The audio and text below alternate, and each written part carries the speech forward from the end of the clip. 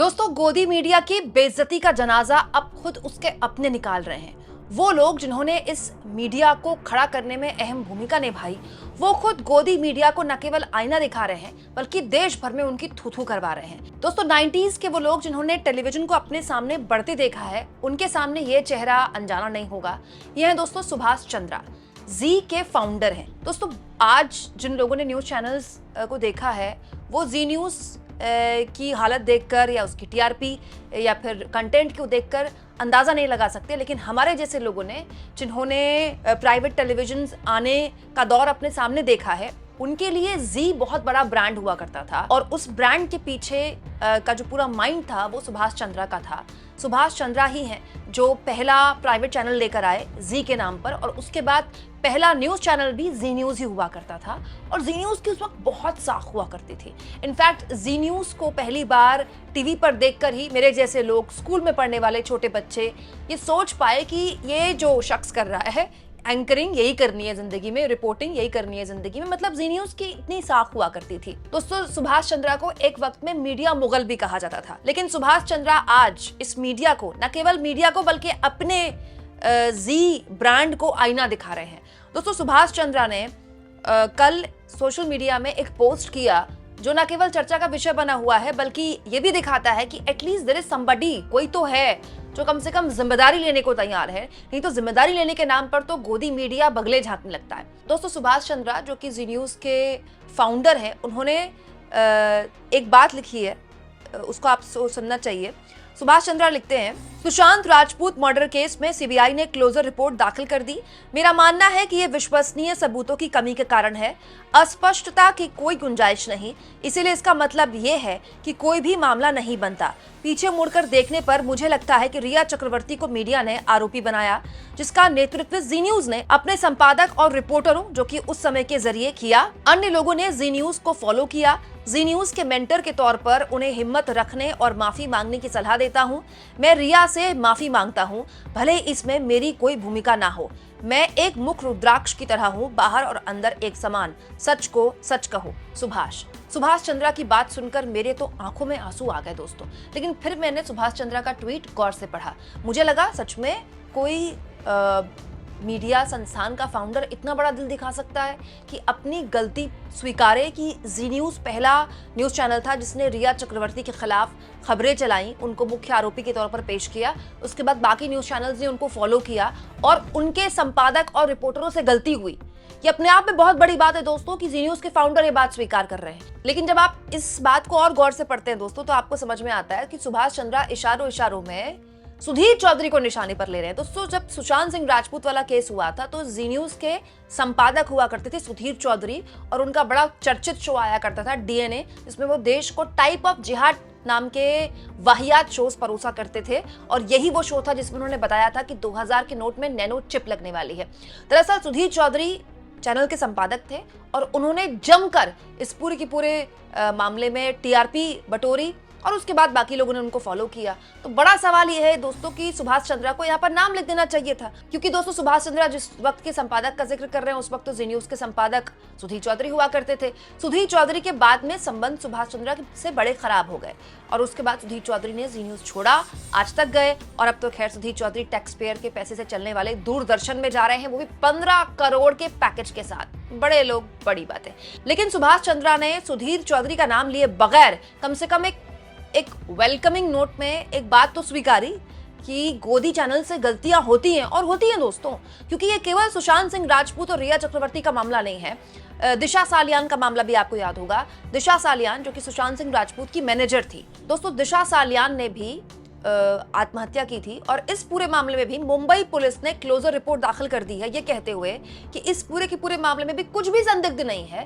दरअसल दिशा के पिता उनके कमाए हुए पैसे की बर्बादी किया करते थे, जिसकी वजह से दिशा डिप्रेशन में थी। और दोस्तों, सुशांत सिंह राजपूत केस में भी सीबीआई ने क्लोजर रिपोर्ट में यही कहा है कि इस मामले में कुछ भी षड्यंत्र जैसा नहीं लगता, ये एक साधारण आत्महत्या का मामला है। तो बड़ा सवाल ये है दोस्तों कि ये मामला केवल सुधीर चौधरी तक का नहीं है। दोस्तों, मुझे राहत है कि मैं वो इकलौती यूट्यूबर हूं जिसने ये खबर आपको दिखाई थी। कुछ दिन पहले मैंने आपको बताया था कि सीबीआई ने जब एक क्लोजर रिपोर्ट दाखिल कर दी और एक तरह से रिया चक्रवर्ती को क्लीन चिट दे दी, तो सबसे पहले इस पूरे के पूरे मसले पर अंजना ओम कश्यप, अर्नब गोस्वामी और नाविका कुमार को माफी मांगनी चाहिए।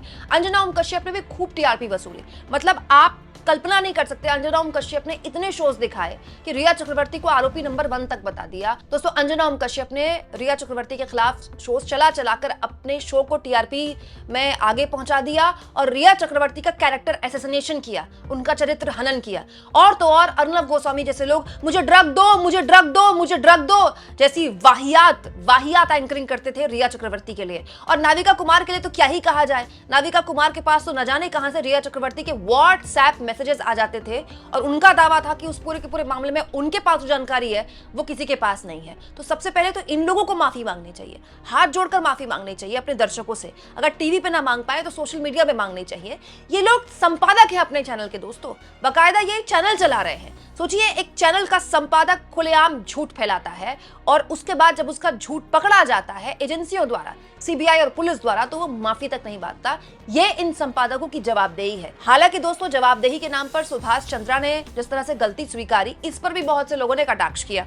जैसे ऑल्ट न्यूज के संपादक मोहम्मद जुबैर ने सुभाष चंद्रा के सामने कुछ वीडियोस रख दी जिसमें सुधीर चौधरी जब संपादक थे जी न्यूज के और वो डीएनए का शो किया करते थे, तो उन्होंने तबलीगी जमात को भारत में कोविड फैलाने को लेकर जिम्मेदार के लिए कितनी खबरें की। देखिए, तबलीगी जमात का देश से विश्वासघात, तबलीगी जमात की घटिया हरकतों की गवाहियां, तबलीगी जमात पर पाकिस्तान की बेचारगी। दोस्तों, इसके अलावा अपूर्व भारद्वाज ने इसमें लिखा है 900 चूहे खा के बिल्ली हज को चली। हालांकि दोस्तों, बहुत से लोगों ने सुभाष चंद्रा की तारीफ भी की है कि एटलीस्ट समबडी इज देयर, कोई तो है जो माफी मांग रहा है। नहीं तो माफी मांगने के लिए भी बहुत बड़ा दिल चाहिए। और ये तो एक उदाहरण है दोस्तों, एक एग्जाम्पल है रिया चक्रवर्ती का मामला जो हमारे सामने आ गया। पिछले 10 सालों में इस देश के विपक्ष के लगभग सारे नेताओं के खिलाफ ऐसा ही चरित्र हनन किया गया। पहले तो उनको बिल्कुल बेकार घोषित कर दिया गया, उनको नादान घोषित कर दिया गया, उनको बचकाना घोषित कर दिया गया और फिर उनको देश विरोधी घोषित कर दिया गया, उनको हिंदू विरोधी घोषित कर दिया गया, मुस्लिम परस्त घोषित कर दिया गया। और इस जद में कोई नेता नहीं आया। अरविंद केजरीवाल को सुप्रीम कोर्ट ने जिस मामले में जमानत दे दी, उस मामले में कई चैनल्स ने अरविंद केजरीवाल के खिलाफ ऐसा अभियान चलाया कि शीश महल, ये जो शीश महल नाम दिया गया है, ये एक चैनल के द्वारा दिया गया है, वो पूरा का पूरा राजनीतिक मुद्दा बन गया दिल्ली के चुनाव में। दोस्तों, अच्छी बात है कि सुभाष चंद्रा आज माफी मांग रहे हैं और वो ये स्वीकार कर रहे हैं कि उनके चैनल के उस वक्त के संपादक और रिपोर्टर से गलती हुई। लेकिन सुभाष चंद्रा के दिल पर हाथ रखकर आज जी न्यूज को देखकर ये कह सकते हैं कि आज जो जी न्यूज कर रहा है वो बिल्कुल ठीक कर रहा है। मतलब शुरुआत सुभाष चंद्रा अपने जी न्यूज से ही कर सकते हैं, क्योंकि दोस्तों जी न्यूज टीआरपी में हालांकि बाकी चैनल से बहुत पीछे है, लेकिन जिस तरह की नफरती एंकरिंग, नफरती शोज बाकी चैनल्स में होते हैं, वही जी न्यूज में भी हो रहे हैं। तो ये माफी केवल रस्म अदायगी क्यों ना मानी जाए, जब आपके चैनल की रिपोर्टिंग, आपके चैनल का कंटेंट वैसा ही है जैसा बाकी चैनल्स में है, तो आपका चैनल क्या अलग कर रहा है। दोस्तों, ये इन चैनल्स ने किया और इसी वजह से आज इन चैनल्स की दुर्गति है। बताते हुए दुख होता है कि बड़े बड़े न्यूज चैनल्स में 100 से 150 लोगों को निकाल दिया गया। ये पिछले हफ्ते की खबर है। ये वो न्यूज चैनल्स हुआ करते थे जिनकी मार्केट में न केवल साख थी, बल्कि सड़क पर आप चले जाइए तो लोग देश के 4-5 न्यूज चैनल्स ही गिराते थे। आज ये हालत है कि वहां 100 लोगों को बल्क में निकाला जा रहा है। सो कॉल्ड जो टॉप के 3-4 चैनल्स हैं, उनमें अगर आप बहुताया लोगों से बात करें तो उनकी सैलरी बढ़े हुए 2 से 3 साल हो गए हैं।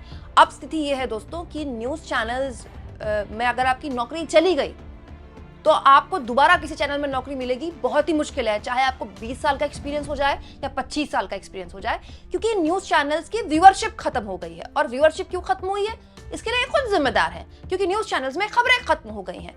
खुलेआम रिया चक्रवर्ती, दिशा सालियान केस में न केवल न्यूज चैनल्स में झूठ परोसा गया, बल्कि बिहार चुनाव के मद्देनजर बीजेपी को फायदा पहुंचाने वाली रिपोर्टिंग की गई, जिससे हुआ क्या, बिहार चुनाव जीत गई एनडीए, लेकिन लॉन्ग टर्म खबरों के मामले में, कंटेंट के मामले में न्यूज चैनल्स को इतना नुकसान हुआ है जिससे आज तक वो बाहर नहीं आ पाए हैं।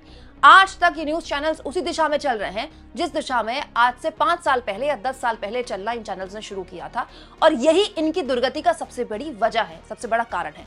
आपको क्या लगता है दोस्तों, क्या जी न्यूज के फाउंडर सुभाष चंद्रा की ये माफी सच्ची लगती है आपको? कमेंट बॉक्स में जरूर लिखें और जितना हो सके चैनल को शेयर करें, सब्सक्राइब करें और थैंक्स और ज्वाइन के ऑप्शन से अगर आप चाहें दोस्तों तो कुछ आर्थिक मदद भी चैनल की जरूर करें।